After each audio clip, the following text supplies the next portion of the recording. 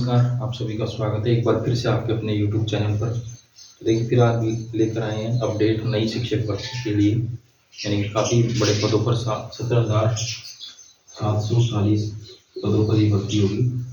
17,740 एक तरह से कह सकते हैं यहाँ पर अच्छी भर्ती है, और ये 20 विषयों में यानी एग्जाम होगा अलग अलग सब्जेक्ट का। तो ये क्या है, अध्यापक भर्ती 9th-10th के जो टीचर होते हैं तो उसके लिए भर्ती होगी। और कौन कराएगा?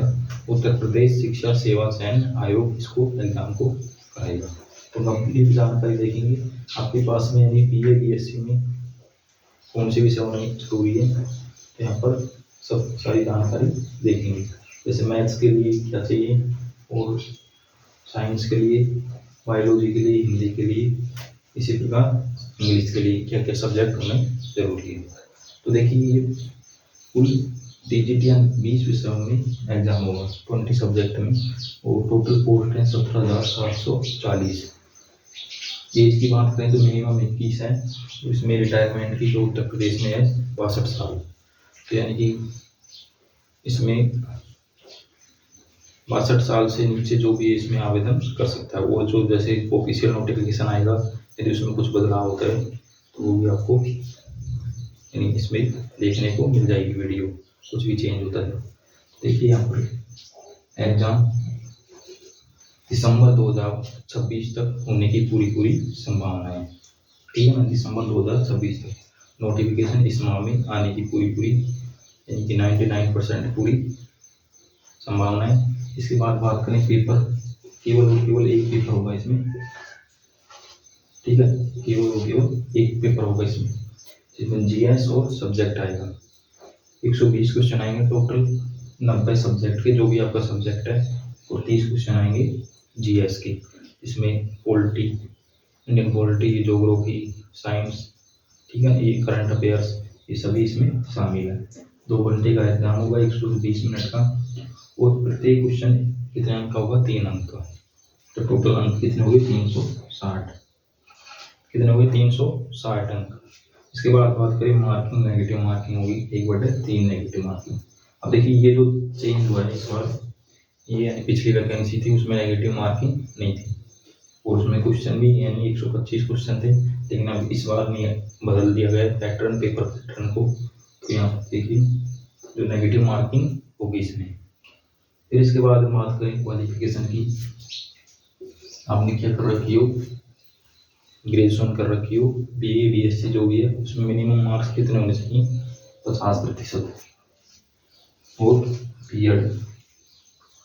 अभी देखिए इसमें कोई और छूट की इसमें बात नहीं की गई है। यदि नोटिफिकेशन के साथ में यदि आता है जैसे उसमें कोई अदर कैटेगरी की छूट की बात दी जाती है, तो वो भी आपको यहाँ पर बता दिया जाएगा। इसके बाद हम बात करें सब्जेक्ट, सबसे जरूरी है सब्जेक्ट कॉम्बिनेशन, यानी कि आपके पास में आप ग्रेजुएशन के दौरान, स्नातक के दौरान क्या क्या विषय होने जरूरी है। यदि आप मैथ से करना चाहते हैं, फॉर्मूला लगाना चाहते हैं, तो आपके पास में यानी मैथ से क्या होनी चाहिए? मैथ से आपने क्या कर रखी हो? BSc, यानी होना चाहिए मैथ आपके पास में। फिर उसके बाद में बायोलॉजी, यदि आप बायोलॉजी से करना चाहते हैं तो आपके पास में बॉटनी और जूलॉजी, ये 2 विषय होना जरूरी है आपके पास में। यदि आप बायोलॉजी से करना चाहते हैं तो बॉटनी और जूलॉजी। फिर इसके बाद हम बात करें साइंस, तो साइंस के लिए फिजिक्स और केमिस्ट्री होना जरूरी है आपके पास में। फिर हिंदी की बात करें तो हिंदी की सबसे जरूरी है यहाँ पर नोट देख रहे हैं। यदि आप हिंदी से तैयारी कर रहे हैं तो आपके पास में 12th में क्या होनी चाहिए? संस्कृत होनी चाहिए, या फिर BA में क्या होनी चाहिए? और BA में साथ में क्या होना चाहिए? हिंदी। एंड 12th में क्या होना चाहिए? संस्कृत, और BA में हिंदी होना चाहिए, तीनों 3 ईयर के लिए। फिर इसके बाद बात करें, अब देखिए इसमें पिछले नोटिफिकेशन जो वैकेंसी थी तो उसमें क्या था कि जैसे BA में संस्कृत होना जरूरी है, यदि आपके पास में 12th में नहीं है तो अब नोटिफिकेशन आएगा वो भी इसमें कन्फर्म हो जाएगा जब भी आएगा। इसके बाद हम बात करें SS की, SS में आपके पास में पॉलिटिकल साइंस, ज्योग्राफी, हिस्ट्री और इकोनॉमी, यानी यदि आप सोशल साइंस से आवेदन कर रहे हैं तो आपके पास में इनमें से 2 सब्जेक्ट होने जरूरी है। तो ये सब्जेक्ट कॉम्बिनेशन है। फिर इसके बाद हम देखिए संस्कृत, संस्कृत के लिए आपके पास में तीनों ईयर में क्या होना चाहिए, संस्कृत होना जरूरी है। जब बीए कर रखा है तो आपने, यानी ग्रेजुएशन के दौरान। फिर इसके बाद हम बात करें इंग्लिश की, तो इंग्लिश में भी आपके पास में तीनों ईयर यानी बीए में क्या होना चाहिए, इंग्लिश लिटरेचर। क्या होना चाहिए, इंग्लिश लिटरेचर होना चाहिए। तो ये रही सब्जेक्ट कॉम्बिनेशन की बात। फिर भी यदि आपको कोई डाउट है तो कमेंट कर सकते हैं। कंप्लीट जानकारी आपके सामने। धन्यवाद साथियों।